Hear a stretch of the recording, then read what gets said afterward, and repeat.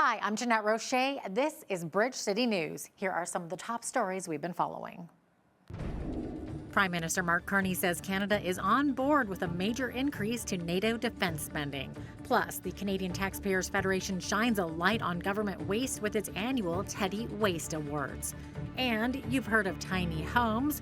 Well, how about a tiny church that's hoping to make a big impact? Your nation, your province, your southern Alberta. From the heart of Lethbridge, it's Bridge City News with Jeanette Roche. Thanks so much for joining us. Prime Minister Mark Carney says Canada must be ready if it wants the world of tomorrow to be shaped by our values. He says Canadians need a stronger Canada that works with allies. That's why he says Canada and 31 NATO allies agreed today to hike their defense spending target to more than double to 5% of annual GDP by 2035, a major jump from the previous 2%, which Canada had trouble meeting for years. Here's Catherine Morrison of the Canadian Press with more from the NATO summit. NATO allies have committed to a plan to invest 3.5% of GDP in core defense needs, like jets and other hardware, and 1.5% in defense-adjacent areas like infrastructure and cybersecurity. The new pledge will be reviewed in 2029. At a press conference at the NATO summit in The Hague, Carney said Canada can no longer rely on geography to protect it as new weapons and threats emerge. He said Canada's military has been woefully underfunded, resulting in equipment that doesn't work properly and underpaid service members. Carney said the new defense spending target will increase Canada's defense budget to $150 billion per year. Israel and Iran were also topic of conversation today at the NATO summit. U.S. President Donald Trump told reporters U.S. and Iranian officials will talk next week, giving rise to cautious hope for longer-term peace, even as Tehran insists it will not give up its nuclear program. We're going to talk to them next week with Iran. We may sign an agreement. I don't know. To me, I don't think it's that necessary. I mean, they had a war, they fought, now they're going back to their world. I don't care if I have an agreement or not. The only thing we'd be asking for is what we were asking for before about we want no nuclear, but we destroyed the nuclear.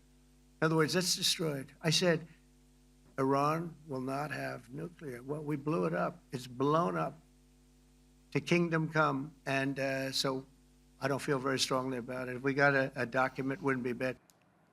The current hostilities between Israel and Iran have drawn more attention to the possible activities of Iranian regime members in Canada. The Federal Border Agency says 3 people have been found ineligible to remain in Canada for being senior officials of the Iranian regime. The Canada Border Services Agency says deportation orders were issued for all 3 and 1 has been removed from Canada. Ottawa declared Iran's leaders inadmissible to Canada in 2022 for involvement in terrorism and human rights violations. In other news, the Teddy Waste Awards were handed out last night. What are the Teddy Waste Awards, you ask? Well, they are the Canadian Taxpayers Federation's presentation of the awards for worst government waste. It's a golden pig-shaped trophy the CTF annually awards to government's worst waste offenders. They're handed out by their mascot, Porky, the waste hater, and it's a tradition that's been going on for 27 years. With more, here is Franco Terrazzano, Federal Director of the CTF. And Franco, as you put it, this often hilarious and absurd government waste is why the CTF created this tongue-in-cheek award ceremony in the first place. So who topped your list this year?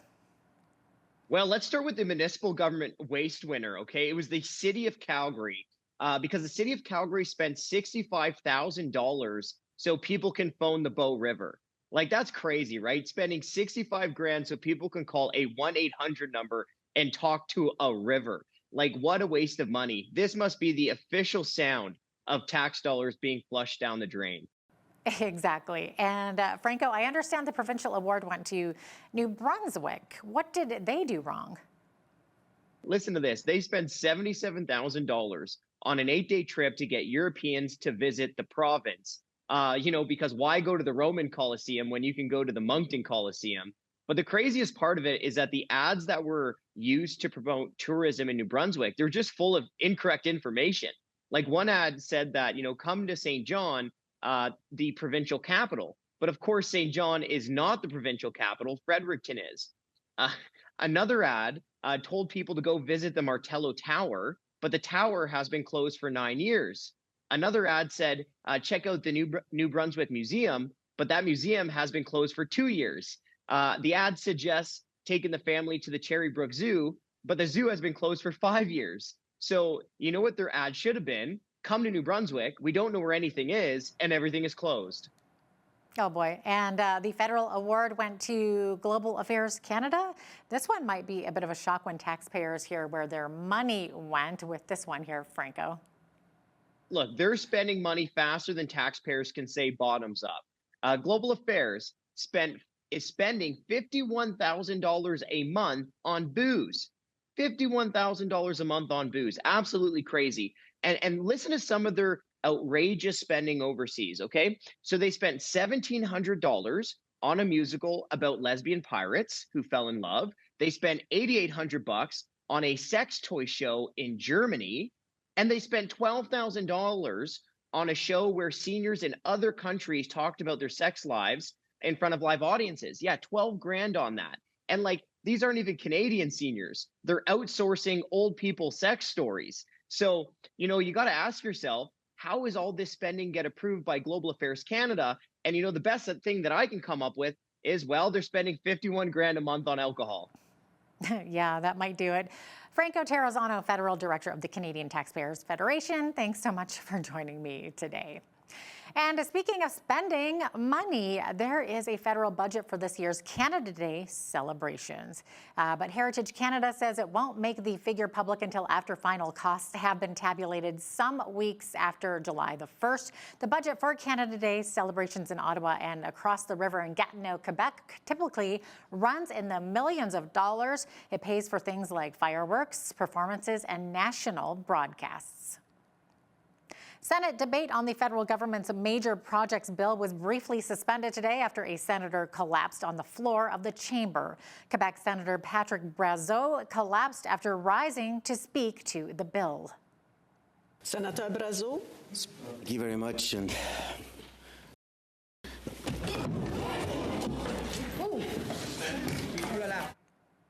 Proceedings were suspended for about 20 minutes. Paramedics responded and Brazeau was reported to be recovering.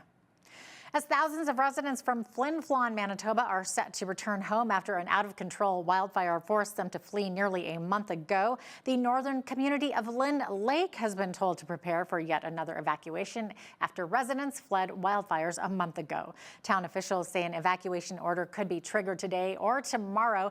In a social media post, it was stated that the fire trucks were being strategically positioned in and around the community as a precautionary measure. The evacuation alert comes less than a week after the town's 600 residents returned home.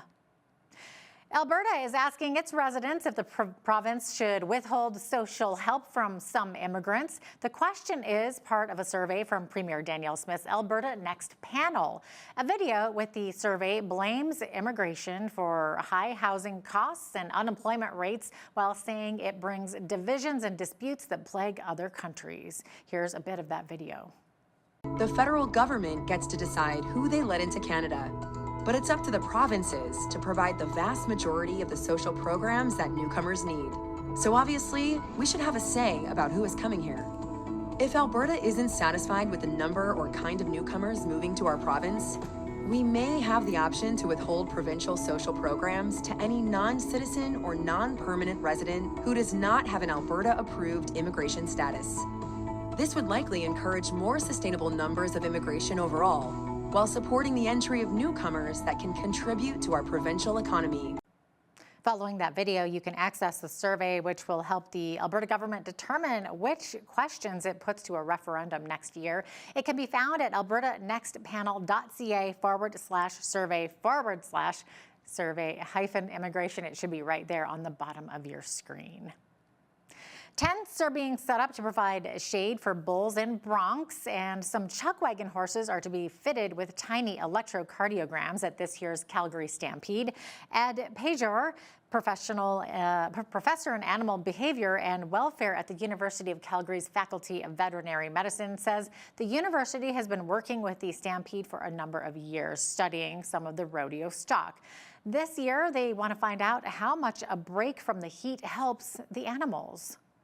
We found that the animals were a little bit maybe uncomfortable given the heat situation last year. It was a very warm year, so the animals at Stampede were a little bit warmer than we would like to see. They weren't dangerous in any type of danger at all or anything like that, but we saw things like increased respiration rate in some of the bulls. We saw some of the bulls that were drooling. These are signs that the animal might be experiencing some sort of discomfort due to the heat. And so they asked us this year to actually do a study that looks at the impact of having tented structures or providing shade to the animals in some cases. So we're going to compare animals that are in the shade versus animals that are not in the shade. We wanted to add electrocardiograms, but in a systematic fashion. So this year we have also like we have wearable technology. So we have some ECG belts. It's like the polar belt that the athletes wear or the soccer players wear when you can see them. So we have exactly the same for the horses, and we will have like a small belt with a small tiny sensor on the side on all of the outriding horses this year, and some chuck wagon horses on the wagons, and we'll be able to monitor the electrical activity for arrhythmia of the heart of these horses, as well as their speed with GPS and other data information. Residents of Lethbridge may have noticed when visiting Legacy Park this past week that the ground appears to remain soaked. The city says people have been breaking into the irrigation control boxes and turning the water on, including during last weekend's heavy rainfall. This meant the sprinklers continue to remain on excessively, wasting water and damaging the irrigation system. The city's response to the vandalism will be to add lock boxes to protect its controls, and they're asking the public to report any suspicious activity around these boxes to 311. The Lethbridge Hurricanes, in the midst of an eventful offseason, have announced their new coaching staff, including the team's 16th head coach. General Manager Peter Anholt made the announcement on Wednesday that his son, Matt Anholt, will be the team's next head coach. Anholt has recently served as the team's associate head coach under Bill Peters and assistant general manager to his father, Peter. Alongside Anholt is the return of Ryan Aisman, plus the addition of Torin White as assistant coaches and Matt Weninger named as goaltender coach. Peter Anholt calls the new coaching staff hardworking, focused, young, and intense. There's lots of history here. I mean, I've been here now for 7 years. I know how much this community cares about the team, and you know, I couldn't be more honored to be standing here today, but especially in that way that, you know, I know the players here. I've been fortunate enough to be a big part of helping draft some of the players, trade for some of the players, develop some of the players, if not all of them, and you know, excited to help all those kids move forward in their career, you know, as a head coach now. Just, you know, be ready to watch good hockey, like fun hockey. We want to have the puck. I want to play with the puck. I want to score goals. I mean, that's what I think junior hockey's all about. I want the players to make plays, and I hope that they can make plays. Obviously, that's where we have some really good players, but we want to make plays, and if they fail and turn a puck over, then work twice as hard to get it back. I mean, I want to score goals, and I want to play with the puck, so I want to, you know, play exciting hockey.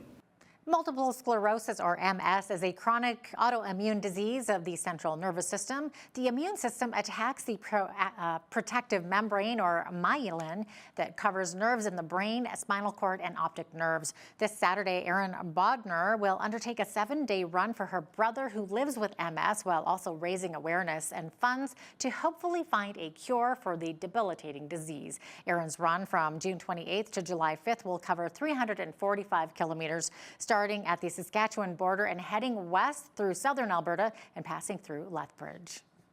The main thing is I want people to see that they can do something when they feel that they can't, right? That's the worst feeling is when you feel that you can't help a loved one. You sometimes just have to be creative in terms of what it could be for them. With the running and the training and, looking at running into the mountains and the challenges that will put on my body is realizing that it's temporary.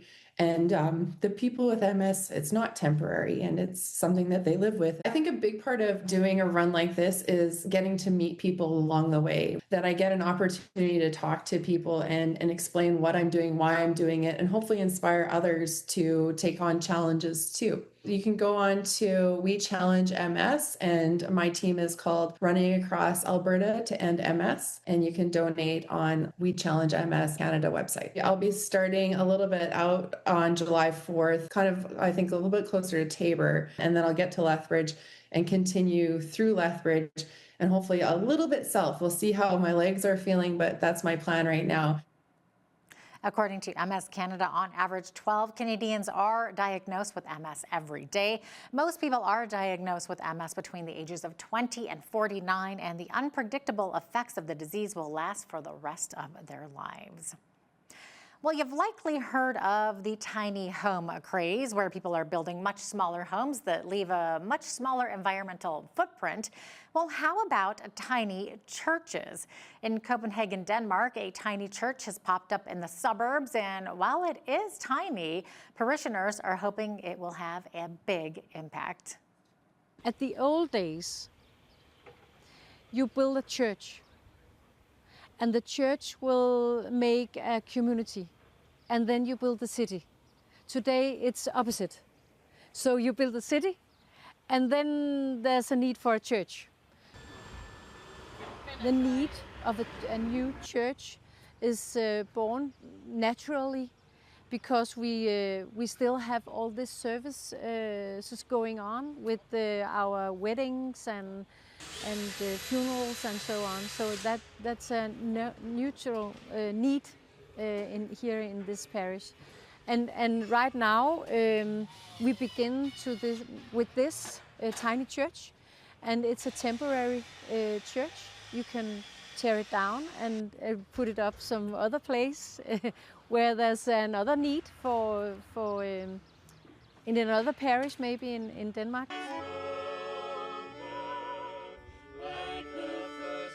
I have followed the progress and plans from the beginning, and it's been a beautiful. It's a beautiful building now, and I'm really happy to see what it ended up being, and I love the sun and the sky connecting to the ground inside the church. So, and I look forward to going here. The 818 square foot church was unveiled recently in the North Harbour district on the outskirts of Copenhagen. After months of construction, it's now an outpost of the local evangelical Lutheran church. So cool. With that, I will be right back with your full 7-day weather report.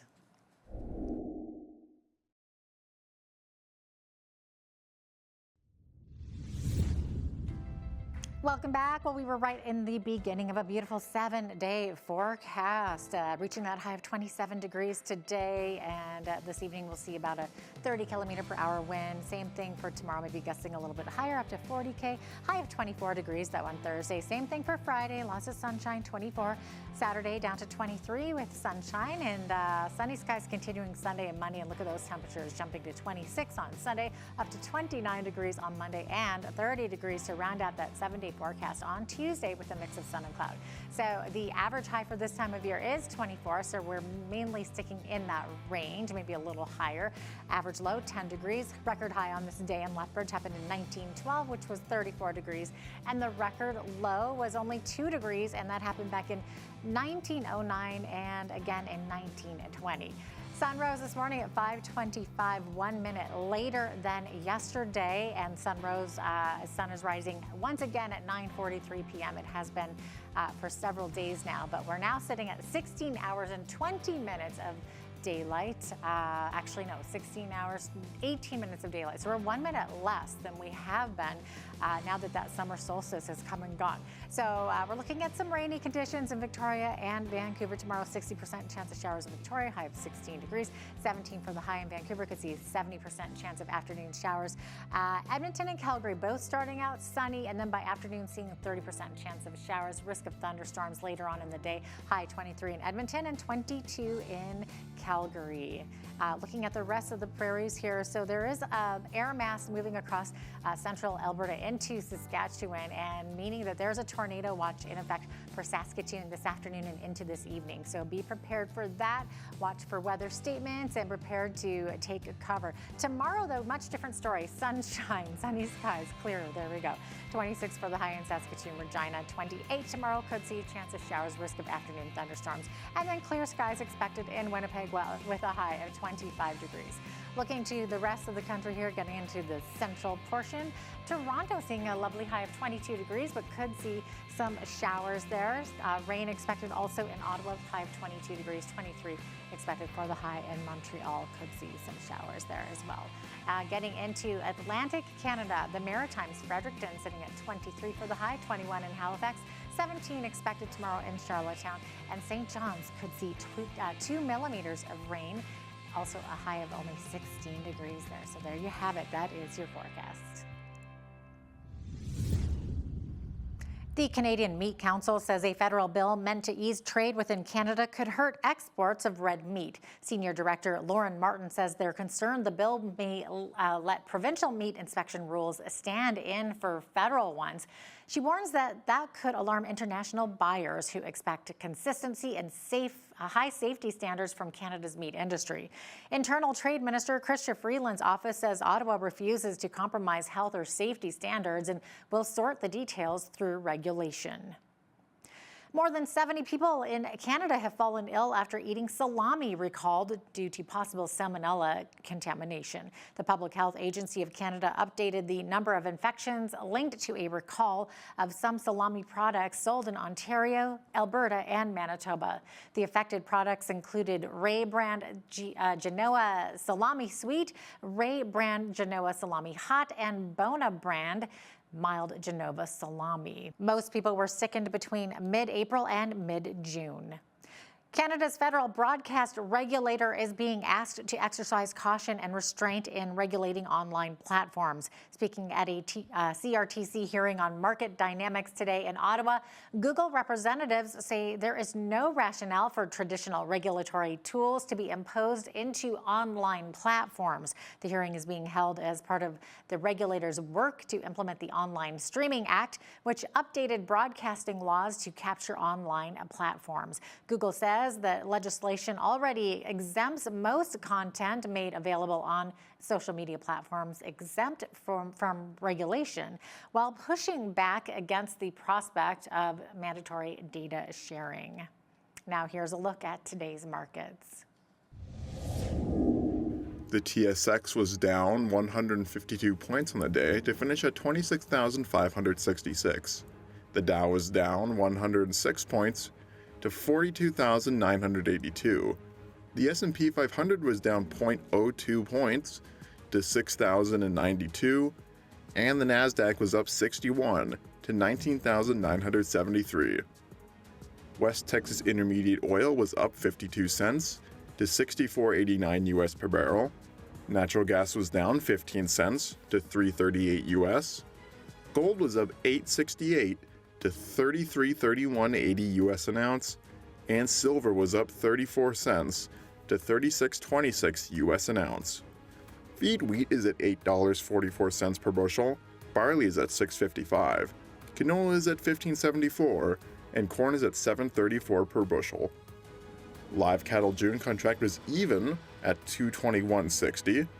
Feeder cattle August contract was up 5 cents to $302.30. And lean hogs July contract was up 60 cents to $112.82. And the Canadian dollar was even over the past 24 hours and currently sits at $72.90 US.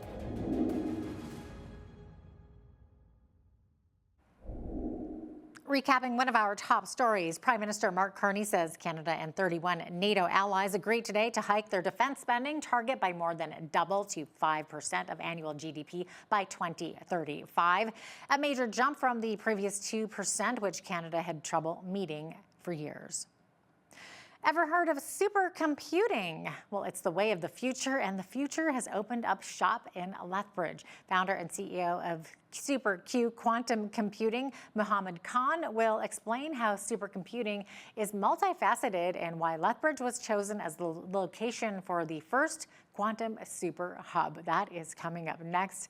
Also, when you see news happening in your community, be sure to send us an email at info@bridgecitynews.ca. You can also visit our website or our YouTube channel anytime to check out more of our stories and interviews.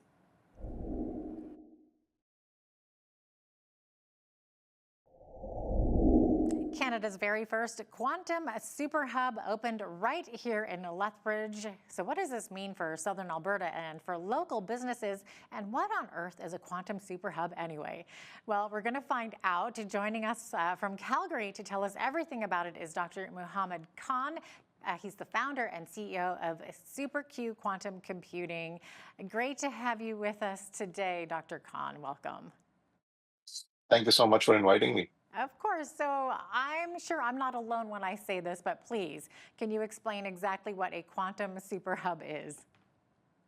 Well, it's a new concept, so you're not alone in wondering what it is, and I have to do a lot of explaining to a bunch of people of what it is. I'm sure. So basically, yeah, exactly. So think about it. For my generation, we grew up in the age of internet cafes and cyber cafes. So think of it as a cyber cafe, but to access quantum and supercomputing. That's the easiest way to understand it.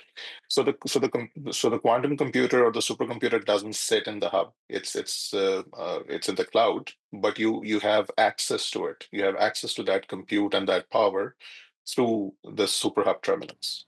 Okay, interesting. So what exactly does quantum mean and supercomputer if it's in the cloud? What does that exactly mean?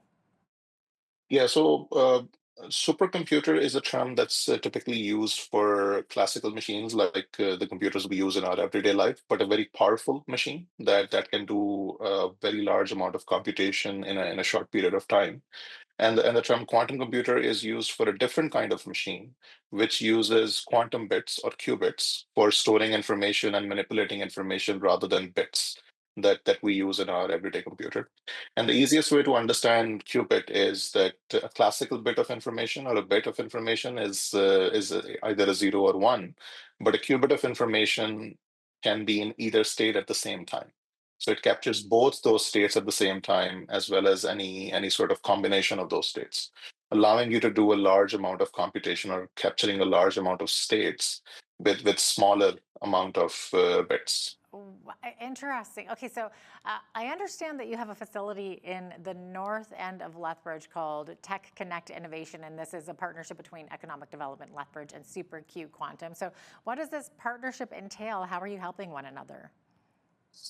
Yeah, so Economic Development Lethbridge has this innovation facility called Tech Connect, and Tech Connect is a fantastic facility. My entrepreneurial journey actually started from Tech Connect several years ago, so it is near and dear to my heart. But this collaboration actually is a great synergy between technology leaders such as ourselves, as well as economic development leaders like Economic Development Lethbridge, to bring the benefits of this technology to the businesses and individuals in the region. So yeah, so that's the goal. How do you put it in the hands of businesses and people to solve their problems? Right. Is there anything like this super hub anywhere else in the world at this point? No, this is the first in the world. This is a novel concept, and we opened the first one in Lethbridge. There are going to be quite a few others. The plan is to open 20 such facilities around the world in the next 6 to 8 months, but Lethbridge is the first. Why would you pick Lethbridge to make your debut? Yeah, it's interesting. I think Lethbridge has significance that we people generally don't understand. So first of all, Lethbridge has, and Tech Connect in particular, has been a leader in the adoption of emerging tech over the years. Like we started doing AI and Web3 and blockchain workshops and training at Tech Connect back in the day, long before ChatGPT was a thing, or long before people knew widely what crypto is or what blockchain is. So Tech Connect has been this hub that has been at the forefront of adoption and propagation of advanced tech. Okay. Which has given it sort of a status as a innovation gateway for the Alberta corridor. So when you look at this nexus of Lethbridge, Calgary, Edmonton, oftentimes the adoption of emerging tech starts in Lethbridge, which may sound counterintuitive, but that has been the case for several years, and then it propagates up north. That's one reason. The other is that there are two post-secondary institutions here, and we have SuperQ has a partnership or a collaboration with researchers at the University of Lethbridge. So we wanted to make this available to them. And then there's strategic business value in Lethbridge as a nexus point of various supply chains and agri-manufacturing, which we wanted to target as well. Right. Okay. So who uses this, and how would it be maybe a benefit to local businesses here? So this is available to researchers, businesses, individuals who are curious about quantum computing. It's fairly open right now. The goal is that you, for let's say for researchers. So if you're a researcher in any discipline really, and you encounter a problem that requires a large amount of computation, you can bring your problem to SuperHub and run it on or through our terminal on our super and quantum computers. And you don't need to understand quantum computing or supercomputing. You don't need to be specialized in that discipline. You just need to provide your problem in English, plain English. Upload a file or define your problem by typing it in. And it's like a ChatGPT type experience. And then Super will help you. The platform will help you model it, solve it, propose approaches, deploy, get the results, all of that. And for businesses, businesses will have a ton of problems on optimization. For example, maximizing productivity, minimizing costs. In simple terms, a very simple question: what will be the impact of tariffs on my business? How should I optimize my sourcing to counteract those tariffs? This is just one example. So you bring that problem and again, in natural language, upload a PowerPoint, upload a presentation, upload some information, and then Super Platform, which is what you have access to through the terminal, will guide you through the process of defining your problem, providing the data, solving it, and then giving you some sort of results. Okay, so it sounds, yeah, they don't need any sort of training to go through it. It kind of talks them through this. Okay, so if there's a business person watching right now who wants to, who would like to try it or put your Super Hub to use, what do they need to do? Yeah, so there's going to be a dedicated page to sign up and book a time slot. So you need to book before you show up. But right now, it's going to be just contact Economic Development Lethbridge or Tech Connect. Just call Tech Connect or Aaron Genty, who's our project manager based in Lethbridge. So the contact information is provided on the Tech Connect website, and there'll be a page live soon to do the bookings. But we already have, through word of mouth, several people booking and showing up, and our team has run several demos as well. So even though you don't need training to access it and use it, we have support available. So we have personnel in Lethbridge, and then there's staff at Tech Connect that'll help anyone who wants to use SuperHub, and so that they can get the best value out of it. What has the response been so far from businesses in Southern Alberta? Do people know about you? Are you just still sort of getting the word out there, or are you being flooded now with requests from local businesses? I think there is a significant interest. So the word has spread. We got a lot of media coverage for the opening of SuperHub, and we already have had around 10 visits, from businesses and individuals, even though we haven't officially opened, the booking page, so the hub is open. The booking page is not open, but still through word of mouth and outreach, we have been getting people coming in every day to use it. I think we want to spread the word more and also create an understanding of what this could mean for businesses. And you're going to see some very concrete case studies and use cases coming out of SuperHub as well. Yeah, that's so Yeah. interesting. Can you give us an example? I know here in Southern Alberta, we have a lot of agri-food companies. So let's say, like, how would it benefit an agri-food business? Maybe it's a company producing breakfast foods, for example. I know earlier you gave the example of optimizing while saving money. So maybe give us a real world example. Yeah, absolutely. So all manufacturing and supply chain businesses, or all businesses, have operations. And larger the business, the more operations they have. And modeling those operations and figuring out where you can create efficiencies in those operations to reduce cost and maximize productivity, that's the main goal. So this is a common denominator across all businesses. How do you optimize your operations? And the operations could be human operations, workforce operations, like scheduling, job assignment, or they could be machine operations. How do you run your machines to the best of their ability to produce the best results? Now, these are the kind of problems that require different variables to be captured, understood, modeled, and solved. And that is the part that Super does really well. Okay. You mentioned that the page is open, so I would assume that this means that the Quantum Super Hub can be used remotely from somebody's office, right? Can it be used anywhere in the world? So the hub is a closed access system that we have provided so far. So the hub is powered by our Super platform. So SuperQ is the company name, and then the platform we have built is called Super, and that platform can be accessed through the web. But right now, the only way to access it publicly is through the hub. So we are rolling it out in stages. Stage 1 is have access through the Super Hub. Stage 2 will be web-based access, which will come soon, and it will require a subscription and licensing. So you would need to pay to get that access through the web. But in the Super Hub, it is available for free, and that's the draw, to bring people there and create a community of users around it. Earlier, you'd mentioned the University of Lethbridge and how researchers particularly can find use with this. So I would assume that this Quantum Super Hub is being used by students and professors in Lethbridge? Yes, so we have an active collaboration with the Department of Physics. We have researchers there who have been eager and who have been working with us, and they have a strong appetite to utilize it. There is one professor who wants to bring their students and run their classes through SuperHub as well, and make it part of their curriculum.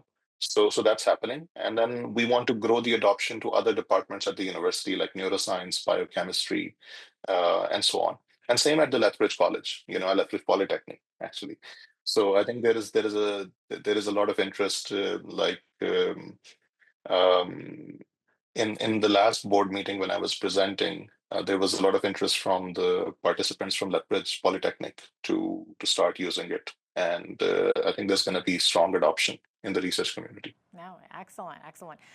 Do you anticipate that because we have this super hub here in Lethbridge that it could attract business investments into this area?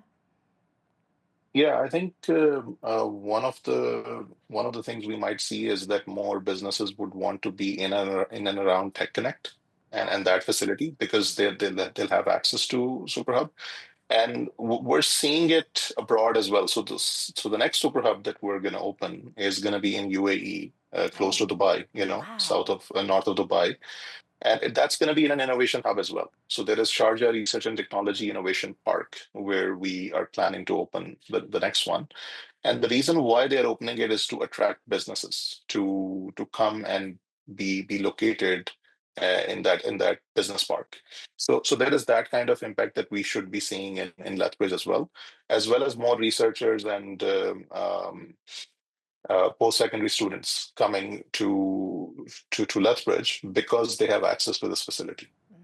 Interesting. From Lethbridge to Dubai, and then who knows where in the world. With Lethbridge is that little guinea pig springboard. I love that. Thanks so much for speaking with us today, Mohammed. It's so interesting to learn about this, and all the best to you with this new venture. Thank you so much for inviting me, and looking forward to making it a success story for Lethbridge. Thank you. Dr. Mohammed Khan is the founder and CEO of SuperQ Quantum Computing.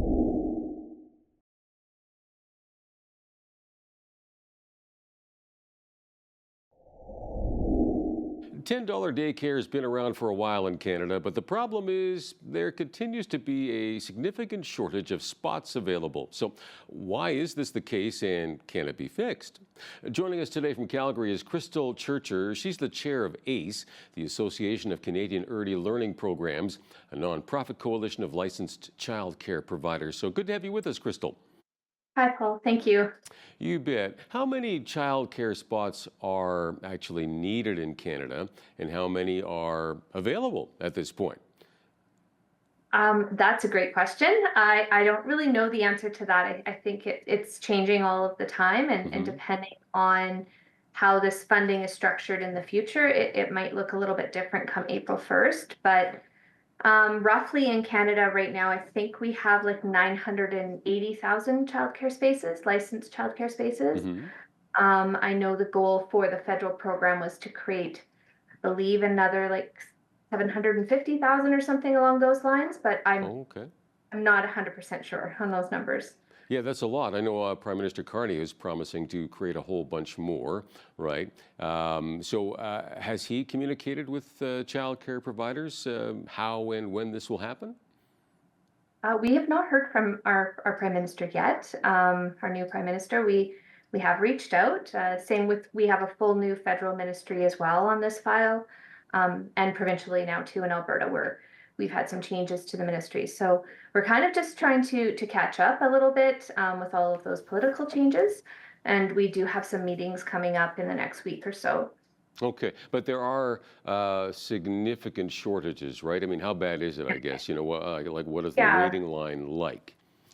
So right now there's about 250,000 children on wait lists across Canada. So it's a significant shortage. This program created an accessibility crisis Canada-wide overnight.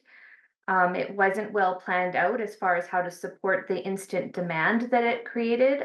There was no workforce strategy. I mean, we're a heavily regulated industry. We need professionals and educators that are ready to take, the jobs and be able to staff all of these new spaces. So there's definitely been issues with it, and shortfalls for staffing, and then shortfalls for infrastructure to support the demand. So I mean, Alberta has about a 2 to 3 year wait list on average for a facility-based daycare space. Yeah.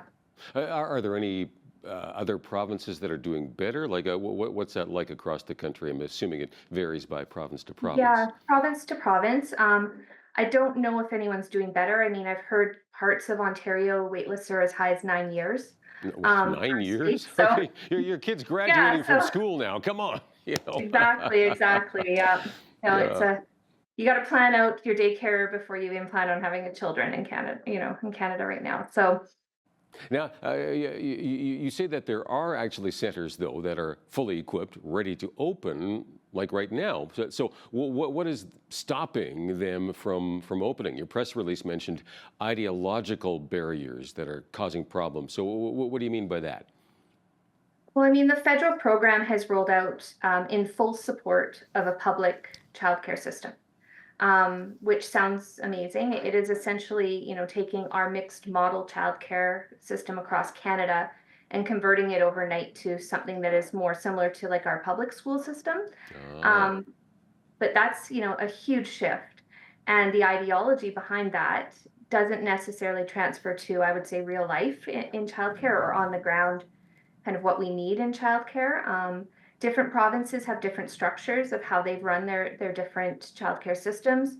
Alberta has a mixed market, so we've always had a large for-profit or private stakeholder presence in childcare. About 70% of all licensed spaces in Alberta are in those kind of private childcare centers.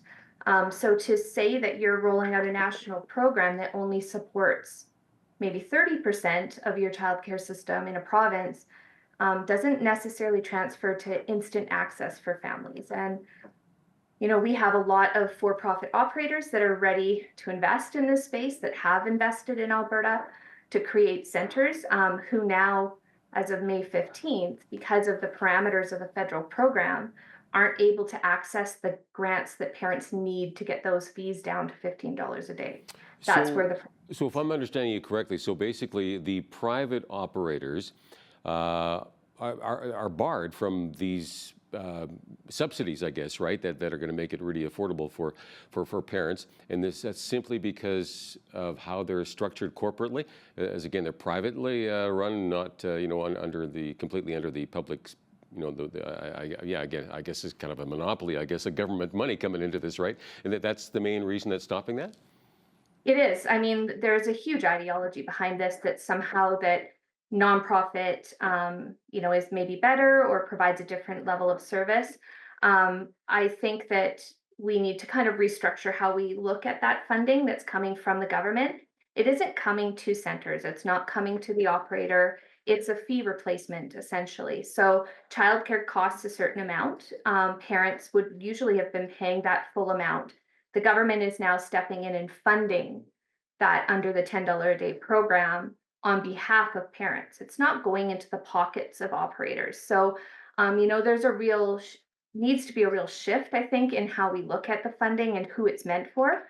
Really, it's very restrictive, and parents are losing access to what they have chosen in the past for childcare options. They can't access this funding that is for them in centers that are open and ready to take them. That there's no access, or in different options like maybe preschools or day homes or different things that they have chosen in the past. It's just not available. It's more of a one-size-fits-all public. Yeah, right. So again, if they were to change their policy and say, okay, this extra subsidy coming from the government here is going to go also to private child care centers, that would certainly open up more spaces, which is what we all want, right? So, but is it a mindset basically that, well, then maybe they're making money on a government subsidy, but you're saying it's not going for profit, it's going simply directly to the parents. Exactly. I mean, I think that it's really important to look at this program and really look and think critically on it. It sounds really great, and the intentions behind it may be wonderful.